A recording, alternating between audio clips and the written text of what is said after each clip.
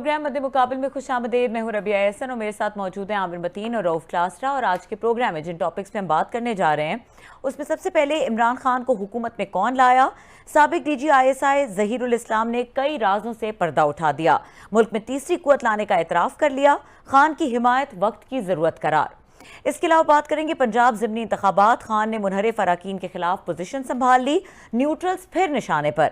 जहांगीर तरीन को भी टफ टाइम देने के लिए लोधरा में पावर शो का फैसला, लाहौर हाईकोर्ट का PTI की मखसूस नशिस्तों का नोटिफिकेशन जारी करने का हुक्म, हमजा हुकूमत के लिए परेशानियां बढ़ गईं। इसके अलावा बात करेंगे मिफ्ता इस्माइल कारकर्दगी दिखाने में नाकाम, IMF के सामने घुटने टेक दिए, अवाम महंगाई के तूफान में घिर गई, नवाज शरीफ ने मिफ्ता की जगह इसहाक डार को मैदान में उतारने का फैसला कर लिया, डार की वतन वापसी की तैयारियां शुरू।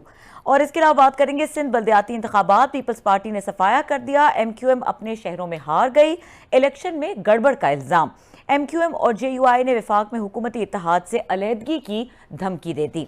क्लास साहब, स्टार्टिंग फ्रॉम यू, हमें कुछ ही देर में ज्वाइन करेंगे मालिक साहब, सीनियर एंकर पर्सन और तज्ज़िया निगार हैं, और हमारे पास शॉट भी मौजूद है। आप बैकग्राउंड में बता दूं कि बड़े अरसे बाद यहाँ पे हमने देखा है कि DG ISI जो साबका थे जनरल ज़हीरुल इस्लाम जो हैं, और इनका नाम आया था बड़ा उस वक्त उस पर सरफेस पे आया था 2014 का, जब यहाँ पे धरना हुआ था इमरान खान साहब का।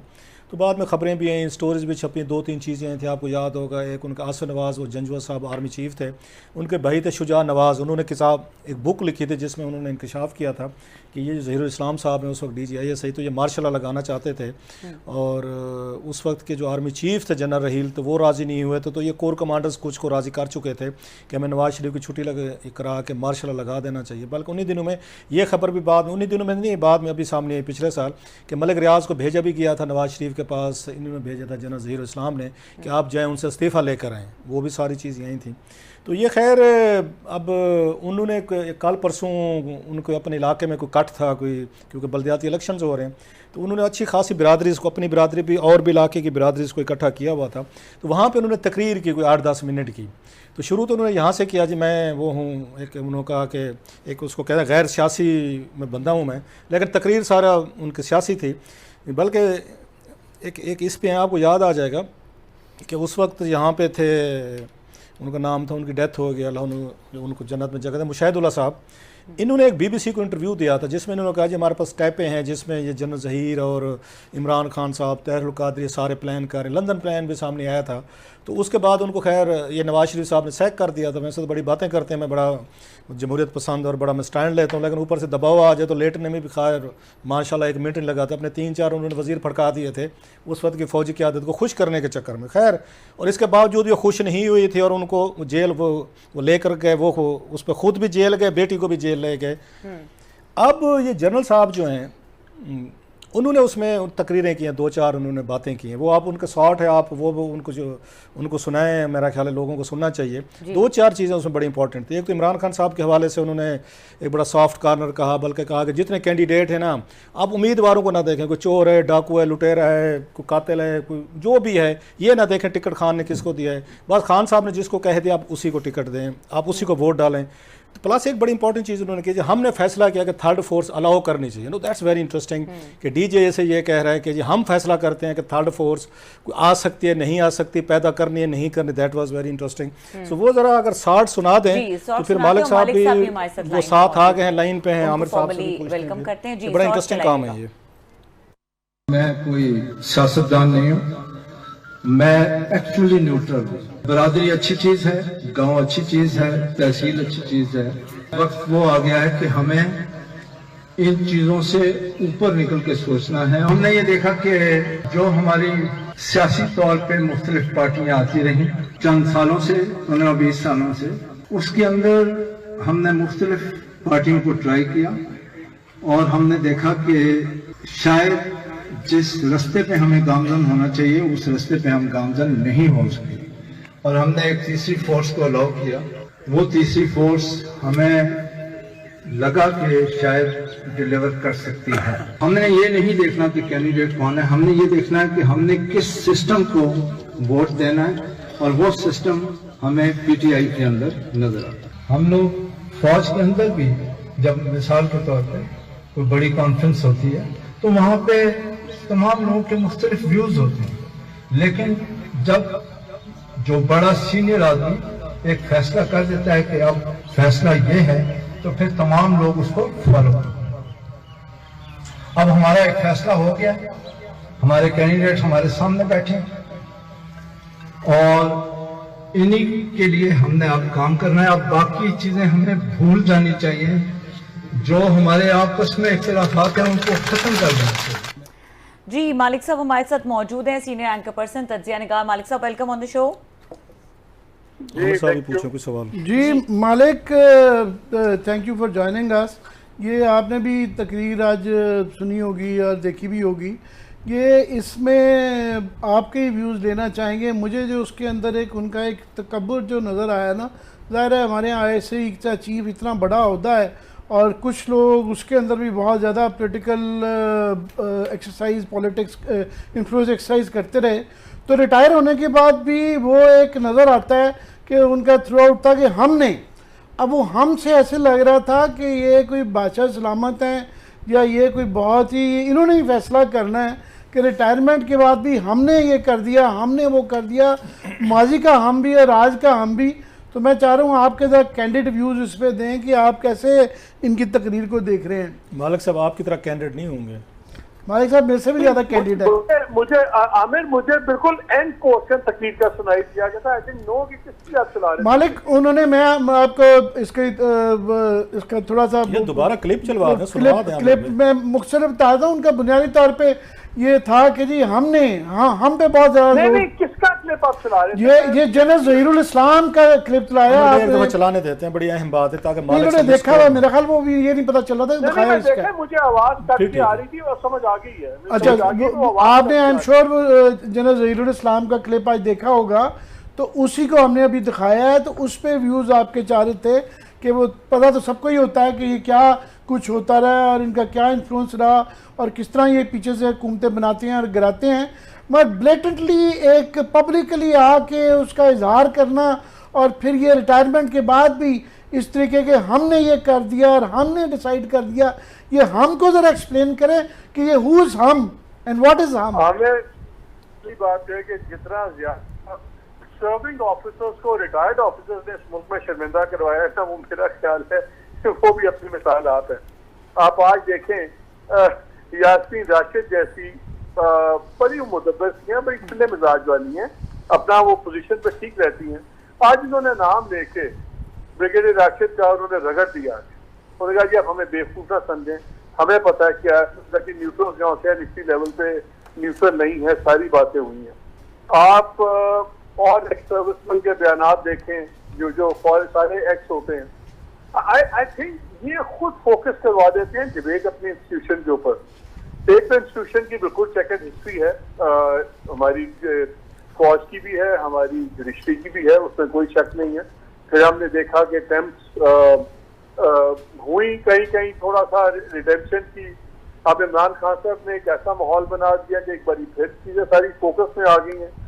And I totally agree with you, जब जनरल ज़हीर साहब जैसे लोग आके फिर इस तरह बात करते हैं जिसको वो आप क्या कहते हैं एरोगेंस ऑफ पावर या एरोगेंस ऑफ इम्प्यूनिटी, तो उसका मुझे तो कोई फायदा नजर आता ही नहीं कि सिवाय इसके कि एक इंस्टीट्यूशन जिससे पहले ही बहुत उंगलियां उठ रही हैं, आप उसको रीइंफोर्स करते हैं। आप एक इंपीरियल एरोगेंस के साथ जब आप बात करते हैं, आई डोंट थिंक कोई और दबे ना दबे, लेकिन आप you not doing any service to your own organization, जिसकी बिना पे जो भी आप आज बने हुए हैं आप उसी बुनियाद पे हैं। मेरा ख्याल है आपसे मेरे से ज्यादा इंस्टीट्यूशन को इस चीज का देखना चाहिए कि उसके अपने लोग, और जब आप लेफ्टिनेंट जनरल के ओहदे से रिटायर होते हैं तो आज कोई कप्तान नहीं है कि आप स्प्रिंग सेकंड नहीं है फौज के कि आपको पता ना हो कि किस चीज के क्या कॉन्सिक्वेंसेज हैं। मेजर जनरल ऑनवर्ड्स आपको पता होता है कि आपके हर लफ्ज के क्या कॉन्सिक्वेंसेज हैं और कौन सी चीज कहाँ पे किस तरह ली जाएगी। तो मेरा ख्याल है इंस्टीट्यूशन, अगर इंस्टीट्यूशन नहीं बोल रहा तो अच्छा मालिक आप और आमिर की बड़ी एक लंबा इस्लामाबाद में स्टे है, यहाँ चीज़ें आपने बड़े करीब से देखें, सिविल मिलिट्री रिलेशनशिप बनती बिगड़ती हुकूमतें, palace intrigues, you are witness both. ये हम पहली दफ़ा देख रहे हैं, कुछ मुझे भी यहाँ पे कोई 24-25 साल हमें भी हो गए यहाँ पे, मैं पहली दफ़ा देख रहा हूँ कि इंस्टीट्यूशन की ग्रिप जो है अपने एक्स सर्विसमैन पे उतनी स्ट्रांग नहीं है जो हम माजी में देखते थे कि माजी में ये इस तरह के रिटायर्ड अफसरान और स्पेशली बड़ी पोस्ट वाले लेफ्टिनेंट जनरल्स का बोलना तो मुझे लगता ही नहीं था कि कोई इस तरह की बातें होती होंगी।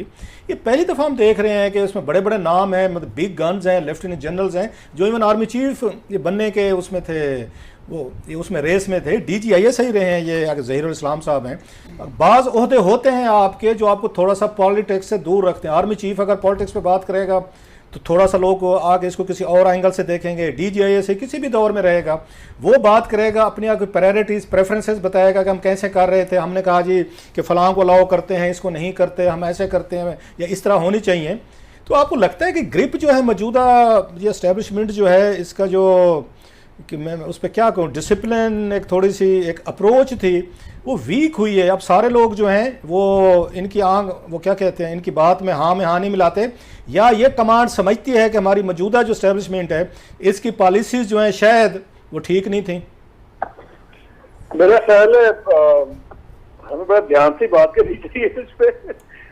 आई थिंक क्योंकि इस बार क्रिटिसिज्म इंस्टीट्यूशन से ज्यादा एक शख्सियत पे फोकस था, तो शायद इंस्टीट्यूशनल रिएक्शन किसी और किस्म का आया।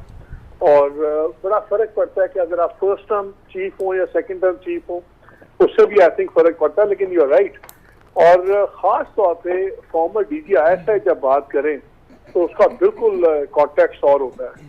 देखिए मैं तो हैरान रह जाता हूँ रूफ के, अब इसराइल की अगर आप एग्जाम्पल लें, वो तो है सिक्योरिटी स्टेट, हर वक्त इंटेलिजेंस ये वो, हमने कभी उनके लोगों की बातें सुनी हैं फॉर्मर की?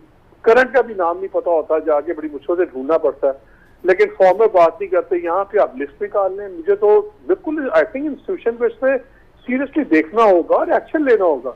मालिक मैं इसलिए कह रहा हूँ, सॉरी आपकी बात काट रहा हूँ, मैं सवाल किया था इसलिए कि बाद में जब ये ज़हीरुल इस्लाम साहब जैसे जो पावरफुल वो रहे हैं, जो DGIS रहे हैं, जब इस तरह के वो बयानात देते हैं तो पॉलिटिकल पार्टीज़ को मौका मिलता है कि वो हिट बैक करें और फिर उसके इंस्टीट्यूशन पे वो बातें करें, क्वेश्चन रेज करें, और कंट्रोवर्सीज उस पर बढ़ती हैं। ये तो सियासतदानों का काम आसान होता है इससे, वो फिर कह सकते हैं कि देखें ये आपके खुद लोग कह रहे हैं जी हमने मैनेज किया, हमने अलाउ किया, हमने नहीं किया, हमने फ़लाँ को ऐसे किया। तो ये तो इंस्टीट्यूशन के लिए प्रॉब्लम होता है, क्योंकि फिर कल को ये सियासतदान जो हैं वो तो इन्हीं के बयानात पकड़ के फिर इन्हीं पे आके उस पर तनकीद करते हैं, शोज़ में भी करते हैं, गुफ्तगू में भी करते हैं, और फिर उसके बाद पार्लियामेंट में गुफ्तगू होती है इसी तरह के बयानात की वजह से। DGIS बड़ा इंपॉर्टेंट होता है, मैं इसलिए कह रहा हूँ। नहीं आप ये देखिए, हमें बड़ा शौक है हर चीज में इंडिया से अपना कंपैरिजन करते हैं। आप मुझे बताएं, क्या आपको मुझे 2 इंडियन इंटेलिजेंस चीफ बता दें जो किसी कंट्रोवर्सी में आए हों? हमारे यहाँ जनरल दुरारी साहब भी कंट्रोवर्सी में फंसे, हमारे यहाँ जनरल पाशा भी फंसे, अब ये भी आ गए हैं। इसके अलावा वी कैन नेम 2-3 जनरल एहसान थे, वो भी बाद में बोल रहे थे, पॉलिटिक्स से बात कर रहे थे। मुझे तो समझ नहीं आती कि हमारे यहाँ पे ये इंस्टीट्यूशनल क्या पॉलिसी है कि DGIS इस पुराने किस तरह बैठ के पॉलिटिकल बयान कर सकते हैं, किस तरह बातें कर सकते हैं। एक ओथ ऑफ ऑफिस होता है, एक वैसी मैच्योरिटी होती है। But you right, I think ये मसला आर्मी के देखने का है और वही बेहतर समझ सकते हैं इस बात को सिवाय आपके या मेरे। और बिल्कुल आप ठीक है, जब आप किसी भी किस्म की इन्वॉल्वमेंट की बात करेंगे तो जितनी एफर्ट लगी होती है कि जिस इंस्टीट्यूशन को आप पॉलिटिक्स से दूर ले जाएं, जब अपने ये DGIS या इस लेवल के बंदे बात करेंगे तो वो आपकी सारी 1 step forward and 20 steps backwards. I totally agree with you Malik, मगर कानूनी तौर पे और इखलाकी तौर पे किसी जर्नैल को ये नहीं रोका जा सकता, रोकना भी नहीं चाहिए अगर वो सियासत में आना चाहता है। मैं समझता हूँ बड़ी अच्छी बात है कि बजाय इसके कि पीछे रह के सियासत करें, सियासत में प्रैक्टिकली आएँ और बिल्कुल उसके मुताबिक करें। मगर DGIS जो है, क्योंकि पाकिस्तान में एक ऐसा अहदा रहा होता है जो कि पावर ब्रोकर रहा होता है, और उसके अंदर भी जनरल ज़हीरुल इस्लाम एक बड़े कंट्रोवर्शियल DGIS रहे हुए हैं, जिनके ऊपर अपने दौर में बड़े इल्ज़ामात रहे हुकूमतों को गिराने के, पार्टियों को बनाने के, और वो जब बिल्कुल पार्टीजन पॉलिटिक्स करते हैं तो फिर क्वेश्चंस ज़रा और किस्म के आ जाते हैं। इससे पहले मेरे नहीं ख्याल है सिर्फ जनरल हमीद गुल की थोड़ी सी है कि वो पॉलिटिक्स में इंडल्ज करते रहे, मगर वो भी ज़्यादा नज़रियात या नेशनल सिक्योरिटी या स्ट्रेटिजिक अफेयर्स पर ज़्यादा फोकस करते थे। इलेक्टोरल पॉलिटिक्स में वो भी नहीं आए। तो ये बिल्कुल इलेक्टोरल पॉलिटिक्स में लोकल में जाके विद दिस बैकग्राउंड जब आते हैं तो वो फिर अलार्म बेल्स और किस्म की खड़कनी शुरू हो जाती हैं। ऑफ कोर्स आजकल जो एक थोड़ा सा मादर पिदर आज़ाद हो गया है कि ज़्यादा खुल के ये चीज़ें बातें हो रही हैं, और एक नज़र आती है कि विद इन दी इस्टेब्लिशमेंट एक डिवीज़न रिटायर्ड में और उसके अंदर एक बहुत बड़ा चंक है जो कि ओपनली बोल रहा है, मगर ये एक एक्सट्रीम है मेरे ख्याल में। नहीं, I totally agree with you. देखें, हमें बिल्कुल राइट है, वो आए पॉलिटिक्स में आए, गैप निकाल के अपना पॉलिटिक्स में आए, लेकिन दैट डजंट मीन कि जो उनकी प्रोफेशनल हैसियत में, जो उनकी नॉलेज थी, जो उनकी इंफॉर्मेशन थी, वो सब कुछ थी, वो उसके ऊपर खेलना शुरू कर दें। और बिकॉज वो डबल एज सोर्ड भी है। बात यह कि DGI आता है, आज पॉलिटिक्स में आ जाते हैं, कल को वो कहते हैं आपको पता है जब मैं DGI था तो आमिर मतीन मेरे पास आते थे। हर किसी ने कहना हाँ जी गल तो सही है। He has the potential to destroy reputations, he has the potential to destroy history and to mutilate facts. इसलिए, और दूसरी भी आपकी बिल्कुल बात ठीक है, कानूनी अखलाकी तौर पे अगर आपने एक फेज नया शुरू करना है, 100 दफा पॉलिटिक्स में है, फिर फौज वाला फेज बंद करके आए। इतना शौक है सच बोलने का तो भाई आप पहले के किताब लिख दें और उसके बाद सियासत कर लें। ये नहीं हो सकता कि इनवेंडोज के साथ, इन बिटवीन के साथ, और हमने देखा है बहुत से लोग जो बाद इंस्टीट्यूशन से आके इसमें आते हैं पॉलिटिक्स में, वो आपको नहीं पता जी हम तो वहां थे, हमने तो बड़ा कुछ देखा हुआ था, और हम सारे मान लेते हाँ यार इन्हें देखा होएगा। नहीं मतलब आपने सही बात की। हमने पार्लियामेंट में देखे हैं, बड़ी वहाँ पे अच्छी खासी लड़ाइयाँ होती थी। काजी जावेद अशरफ साहब आए थे, जनरल मुशर्रफ साहब के दौर में, वो सेनेटर आए थे, रोजाना जिस भी पॉलिटिशियंस के साथ उनकी लड़ाइयाँ होती थी, कहना शुरू हो जाते थे कि रोज़ टके के साफी मेरे से बातें करते हैं। अच्छा, फिर हमने देखा जनरल अब्दुल कयूम साहब आए थे, खैर अगेन और आपको क्या पता जी, आपको नहीं पता, मैंने बड़ा कुछ देखा है, मैं इन सबको जानता हूँ। नहीं चले हमें छोड़ दे, हमें सहाफियों को छोड़ दे, मैं सियासतदानों के साथ, क्योंकि उनके भी आपको पता है अच्छे खासे आपस में प्रॉब्लम होते हैं। फिर हमने लेफ्टिनेंट जनरल ये कयूम साहब आए थे, खैर इज ए डिसेंट मैन, उनकी लड़ाई। फिर हमने देखा जनरल यहाँ त्रिमजी साहब आए थे सेनेट में, सो उसके बाद जनरल अब्दुल कादिर साहब आए थे। सो वो लड़ाइयाँ झगड़े हम पार्लियामेंट में देखते रहते थे, जैसे आप कह रहे हैं। एक और चीज़ भी मुझे आपको कमेंट चाहिए, एक बड़ी इंटरेस्टिंग, मैं थोड़ी स्टडी कर रहा था कि पाकिस्तान के जितने यहाँ पे उसमें ज़्यादातर DGISI रहे हैं। मैं 4 नाम भी लेता हूँ। इससे पहले अगर आर्मी चीफ थे वो इमरान खान साहब के बड़े एडमायरर रहे हैं। जनरल ज़ियाद साहब बहुत बड़े एडमायरर थे, बल्कि उन्होंने इमरान खान साहब की रिटायरमेंट वापस कराई थी उन्होंने। इसके बाद जनरल बाजवा साहब हैं, वो बहुत बड़े एडमायरर थे इमरान साहब के, अगेन क्रिकेटिंग डेज की वजह से। उसके बाद 4 हमने DGISI देखे, हमीद गुल साहब को देखा है, वो बहुत बड़े इमरान खान साहब के, उन्होंने प्रमोट किया, वो लॉन्च करके आए। और उसके बाद हमने देखा जनरल जहीर इस्लाम साहब आए, इससे पहले जनरल शुजा पाशा साहब थे, उनके बारे में तो परवेज अली साहब ने कहा था पार्टी वो बनवा रहे थे सारी। और अभी रिसेंटली जो हमने देखा जिसमें फटा हुआ सारे का सारा जनरल फैज साहब थे। ये क्या वजह है कि चारों DG जो थे, या मतलब DGISI जो हैं मोस्टली वो इमरान खान साहब के हामी निकलते हैं, उनको पसंद करते हैं, उनको पावर में लाना चाहते थे, पावर में लेकर भी है। ये क्या मतलब है, क्या वजह आपको समझ आती है? Why Imran Khan was so popular in the ISI? Even general Pervez Musharraf, हाँ जनरल परवेज मुशर्रफ, सॉरी वो मैं भूल गया, वो एक चीज तो है ना, या वो समझते थे कि इमरान इनसे बेहतर है, जो मौजूदा पॉलिटिकल एक रॉटिंग सिस्टम है, रॉटिंग एलीट है। ये तो बड़े अरसे से बात होती थी कि जिस मुल्क में एक थर्ड पॉलिटिकल फोर्स की जगह है और एक थर्ड पॉलिटिकल फोर्स इक्वलाइजर होना चाहिए, जो इन दो पार्टीज के दरमियान में इक्वलाइजर की हो। उसमें आई थिंक जितना इमरान की अपनी पॉपुलैरिटी थी, जो इमरान का अपना स्वैग था, और उन सारी चीजों में he made a perfect third force choice. या स्टार्डम थी, इमरान खान की स्टार्डम थी, एक ईमानदारी का भी था उनका, स्टार्डम भी थी। हाँ, हमने कि he had a clean image, हर लिहाज से Imran popular, clean image, aggressive और मेड फॉर टेलीविजन। और हम भूल जाते हैं इमरान खान साहब को हम 22 साल से फ्रंट पेजेस पे और टेलीविजन पे देख रहे हैं। So an excellent third party choice. और जब जनरल साहब गए तो जनरल साहब का ख्याल था ये मुशर्रफ का कि वो शायद थर्ड पार्टी वाला, थर्ड फोर्स वाला एलिमेंट भर लेंगे, वो उससे नहीं भरा गया। इमरान की फिट बिल अगर आप बॉक्सेस टिक करें तो मुझे पता है इनसे बेहतर थर्ड फोर्स की बनती है, I don't think so. He ticks the box on idealism, he ticks the box on his own personality, ticks the box on जो। अच्छा, ब्रेक पे जाने से पहले एक सवाल छोड़ के, आपने हमारे साथ रहने, आपके दोस्त जो है ना इसहाक डार साहब, उन पे भी हमने ब्रेक के बाद गुफ्तगू करनी है। आपसे बेहतर उनसे मोहब्बत प्यार किसी का नहीं है। लेकिन उससे जाने से पहले इस टॉपिक को ख़त्म करने का ये मेरे जहन में लास्ट क्वेश्चन आमिर साहब अगर पूछना चाहें कि हमने पिछले जो वो देखे हैं, जो उन ज़हीरुल इस्लाम साहब की गुफ्तगू सामने आई है, तो स्टिल उनका दिल में रोमांस है इमरान खान साहब के लिए। उन्होंने कहा भी ओपनली बात की, मौजूदा हमारी जो है मतलब मुक़तदरा कह लें, या मौजूदा हमारी जो इस्टेब्लिशमेंट है, वो कि उनका इमरान खान साहब से दिल भर गया। उन्होंने टेस्ट भी किया, ट्राई भी किया, मौका भी दिया, लेकर भी आए। उन्होंने आके उनके लिए उन्होंने आके तनकीद भी भुगती, पता नहीं क्या कुछ फेस किया। तो मौजूदा वालों का दिल तो भर गया खान साहब से कि बस इतना ही था। तो पिछले जो हैं जैसे ज़हीरुल इस्लाम साहब हैं, वो तो कहते नहीं still he is the best, वो ठीक है, उनको वापस लाना चाहिए।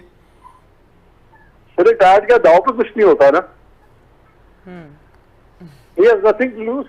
तो ये उनको फोन करते हैं जो उनके दिल की बात होती है, तो वो रियलिटी की उनकी रियलिटी और है। अच्छा, ब्रेक पे रहे, फिर आपके दोस्त डार साहब पे आते हैं, उन पे जरा कुछ सुना है, वो दोबारा वापस आ रहे हैं। इनके डार साहब इनके बड़े आपकी मेरा इसकी लॉबी के अंदर आपका भी हाथ है, जरा मुझे भी बात शक बात है, करते हैं। मालिक साहब पे शक है मुझे। चले मालिक साहब, इसका जवाब आपसे ब्रेक के बाद लेते हैं। ब्रेक का वक्त हो रहा है, हमारे साथ रहिए।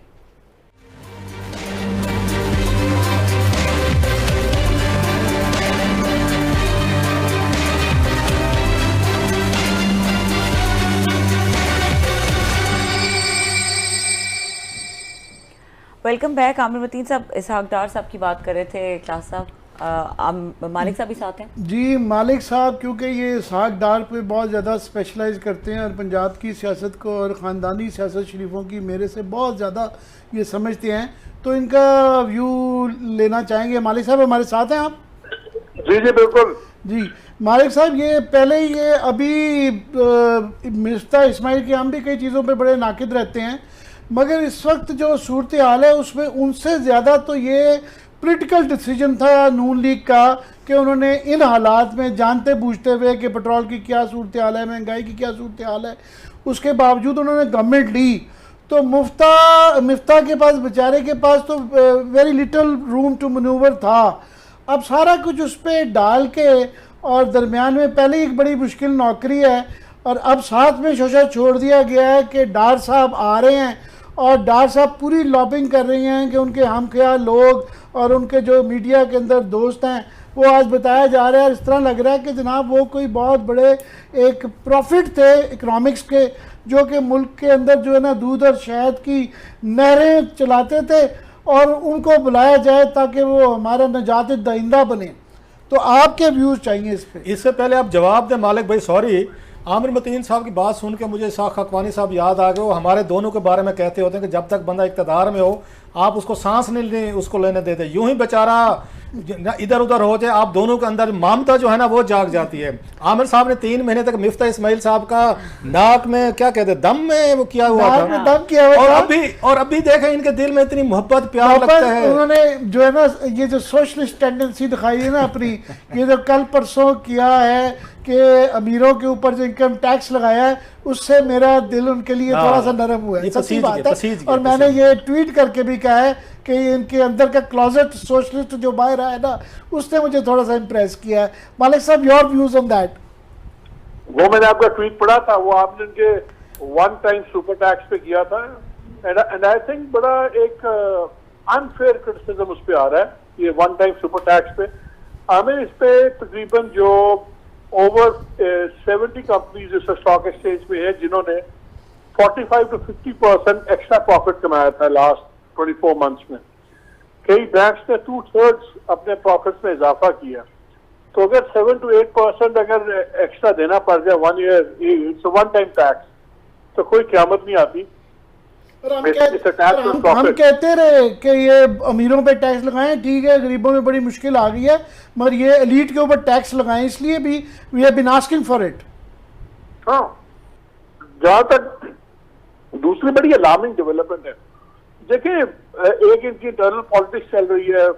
आज मैं एक पर्टिकुलर चैनल देख रहा था जिसमें 3-4 बड़े मजेदार टिकट चल रहे थे। एक ये था कि जी शहबाज शरीफ साहब बिल्कुल नाखुश हैं अपने फाइनेंस मिनिस्टर से, और वो इसरार कर रहे हैं मियां नवाज शरीफ साहब से कि आप डार साहब को भेजें। अच्छा, nothing is father from the truth. अच्छा, और आपको डिविजन नजर आ जाएगी जब उसी चैनल ने कांटेक्ट किया शायद खान साहब से, और उनके व्यूज चल रहे थे जहां पर उन्होंने कहा कि जी वो अगर डार साहब आ रहे हैं तो अपनी पर्सनल कैपेसिटी में आ रहे हैं, और शायद उनके केसेस का पूछा, उन्होंने कहा वो आएंगे तो अपने लीगल मसाइल का भी हल कर देंगे। क्योंकि लास्ट टाइम जब ये सारे लंदन में थे तो शायद हकान साहब की थोड़ी सी नोक झोंक हुई थी विद डार साहब ऑन इश्यूज के, कैसे चीजें डील होनी चाहिए, कैसे नहीं होनी चाहिए। तो सबसे डैमेजिंग चीज ये है कि अगर आप इंटरनली आपकी स्ट्राइक चल रही है, और अगर आप अपने फाइनेंस मिनिस्टर को डिस्टेबलाइज कर रहे हैं या करना चाहते हैं, और अपोजिशन भी पड़ी हुई है, अवाम के अंदर आप इतने सख्त फैसले कर रहे हैं, तो अल्टीमेटली तो अगर भी चीज इस तरह की होगी तो मिफ्ता टारगेट नहीं होगा। अल्टीमेट प्राइस तो फिर प्राइम मिनिस्टर को देनी होगी ना। तो मेरा नहीं ख्याल कि कोई वजीर आजम अपने आप को खुद अंडरमाइन करवाएगा या अपने आप को पार करना चाहेगा। सो जो इनकी पॉलिटिक्स है अंदर, फैमिली पॉलिटिक्स, वो भी आपके सामने। सो आई डोंट थिंक अभी कोई शायद बड़े मियाँ साहब ने कहा है कि आप चले जाएंगे, बड़े मियाँ साहब मालिक साहब बड़े मोहतात हैं, आप शरीफ फैमिली पे बात करते, बड़े मोहतात हैं, बड़े मोहतात हैं आप। सॉरी, मैं कि बड़ी केयरफुल होकर गुफ्तगू कर रहे हैं आप। नहीं, मैं टू बी वेरी ऑनेस्ट यार, आई थिंक ये बड़ा अजीब सी सूरत हाल है, क्योंकि कोई इसको मानता नहीं है, रोज हर कोई डिनाई करता है। लेकिन हमने देखा है कि पिछले 8-10 दिनों में हमने बहुत इंटरव्यूज देखे हैं डॉक्टर साहब के। आपको याद है जब पहले दिन इन्होंने फ्यूल सब्सिडी पार्शल विड्रॉ की तो उनका स्टेटमेंट चला कहीं पे कि जी बहुत गलत किया है, नहीं होना चाहिए था ये वो।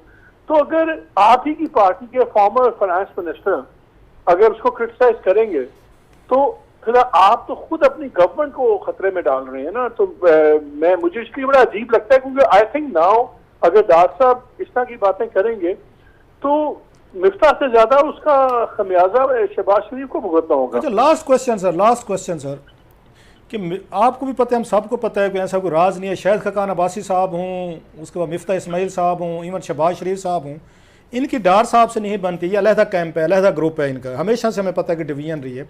तो डार साहब आके कैसे इस टीम के साथ काम करेंगे? जैसे यहाँ पे शहबाज शरीफ साहब जो हैं, नोन उनका पता है कि डार साहब को शायद उस तरह अप्रिशिएट नहीं करते जितना नवाज शरीफ साहब करते हैं। तो वो फिर ये चल पाएंगे? शायद खकान अब्बासी जैसा पावरफुल वो जो है, जिनकी लॉबी है, मिफ्ता साहब शायद उन्हीं की वजह से बने हैं।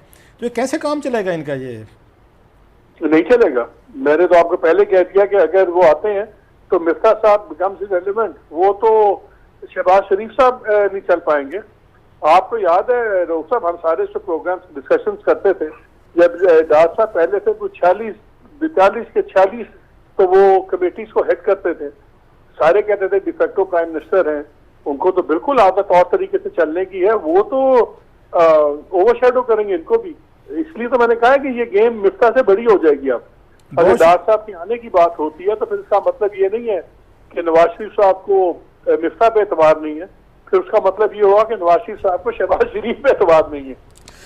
मालिक पंजाब पे आपके व्यूज लेना चाहेंगे। आपको पता ही है कि वहाँ पे मैंने मेरा जो नंबर्स गेम मैं आज स्टडी करता रहा हूँ, बात भी करता रहा हूँ लोगों से।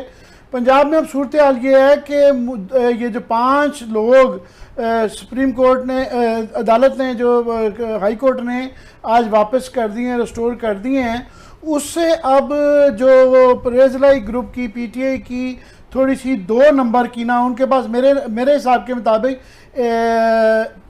हमजा ग्रुप के पास 175 बन रहे हैं, उनके कोई 2 या 3 लोग ज़्यादा बढ़ रहे हैं। मगर इसके अंदर अब 2 फैक्टर्स बड़े क्रूशल होंगे। एक तो ये है कि कल फैसला मज़ीद होना है, ये अदालत ने ये फैसला करना है कि आया वो इनको कहते हैं हमजा को कि आप वोट ऑफ कॉन्फिडेंस दोबारा लें या दोबारा इलेक्शन करवाएं या वो वोट ऑफ नो कॉन्फिडेंस का मुंह चलेगा, ये फैसला होना है। दूसरा एक क्रूशल सिचुएशन आ गई है कि चौधरी शुजात की और परवेज़ इलाही ख़ानदान की अपनी लड़ाई की वजह से 10 लोग जो है ना इसमें PMLQ के हैं, और लड़ाई बढ़ने की वजह से परवेज़ इलाही ने, खबर दे दूं आपको, कोशिश ये की थी कि किस तरीके से चौधरी शुजात साहब को सरपरस्ती से, जिस तरह नुसरत भुट्टो साहबा, बेगम साहबा को निकाल दिया गया था, कि इनको हटा दिया जाए। उन्होंने रेसिस्ट किया कि नहीं, मैं ही प्रेसिडेंट और मैं ही प्रेसिडेंट रहूँगा। बल्कि यहाँ तक कि उन्होंने गुस्सा करके, आपने देखा होगा, अपने भाई चौधरी वजाहत को कहा है कि तू अपनी पार्टी बनानी है तो 30 के बाद तुम बना लो। तो अब वो 10 लोग हैं, वो दोनों तरफ देख रहे हैं। जो कि पहले समझा जा रहा था कि परवेज़ इलाही के साथ है, PTI के साथ है, अब वो चौधरी शुजात की तरफ भी देख रहे हैं, क्योंकि Chaudhry Shujaat being the party president, उनके पास इख्तियार है कि उन सारों को अगर वो वोट दें उनकी मर्ज़ी के ख़िलाफ़ तो वो फारिग भी कर सकते हैं एज ए पार्टी हेड। तो ये एक नई डेवलपमेंट वहाँ पे हुई है। तो आप किस तरह देख रहे हैं इसको? हमें 2 चीजें, मुझे नहीं पता आपने नंबर्स कैसे, जो हमने नंबर्स में बता देता हूँ आपको क्लियरली। वो 173 174 बन रहे थे, जिसमें इनका एक वोट ज्यादा बनता था। मैं आपको बता देता हूँ एग्जैक्टली 197 थे ना इनके जो पहले वोट लिए थे, उसमें से 25 निकल गए तो 172 रह गए। बाकी इनके पास जो 3 इनके नाराज थे ना, 4, उनमें से 3 वापस आ गए हैं। तो इनको 175 कर दिए हैं मैंने। सो 168 में उनके 5 डाल के उनके 173 आ जाते हैं। साथ में उनके 172 थे, तो 5 डालें तो 177। फिर ये एक वज़ीर साहब हैं, एक कासिम साहब हैं जिनको के वज़ीर नहीं बनाएगा, वो नाराज़ हैं। तो 1-2 का फ़र्क पड़ रहा है मेरे हिसाब से, जो है ना 2 की उनको इजाफी उनकी एडवांटेज है। अदरवाइज अगर नंबर की एडवांटेज ना हो तो वो नो कॉन्फिडेंस नहीं करेंगे, ये भी बात साबित हो जाएगी। लेकिन इनकी जो असेसमेंट इन्होंने इंटरनल की है पीटीआई ने, इनकी असेसमेंट में ये है कि अगर वो 12 सीटें जीत जाते हैं पीएमएलएन वाले, तो फिर उनकी अनअसेलेबल पोजीशन बन जाती है। तो अगर 20 सीटें हैं, लेट्स से 12, वो इनकी असेसमेंट एक थी कि जी 3 सीटों पे बड़ा सख्त मुकाबला है और बाकी हमारी हैं। सो अगर मैं तो इंटरेस्टिंग सिचुएशन ये देखता हूँ कि अगर ये पीएमएलएन की गवर्नमेंट ओवरकिल में ना जाए, क्योंकि टेंडेंसी हमारी होती है ना बाजी बिछा दो, लेट्स से 12 सीटें ये उठाते हैं, 8 उनको देते हैं, उठाने देते हैं, you know what I mean. मालिक ये इशारा कर रही है कि प्रोग्राम का टाइम खत्म हो गया, मगर ये है कि वो 17 तक शायद उससे पहले ही फैसला हो जाए। कल अदालत के फैसले पे बड़ा कुछ डिपेंड करता है, शायद उससे पहले ही फैसला हो जाए। हाँ, दैट्स ट्रू। ठीक है मालिक साहब, बहुत शुक्रिया प्रोग्राम में शिरकत के लिए और प्रोग्राम देखने का बहुत शुक्रिया। इजाज़त दीजिए, अल्लाह हाफिज़।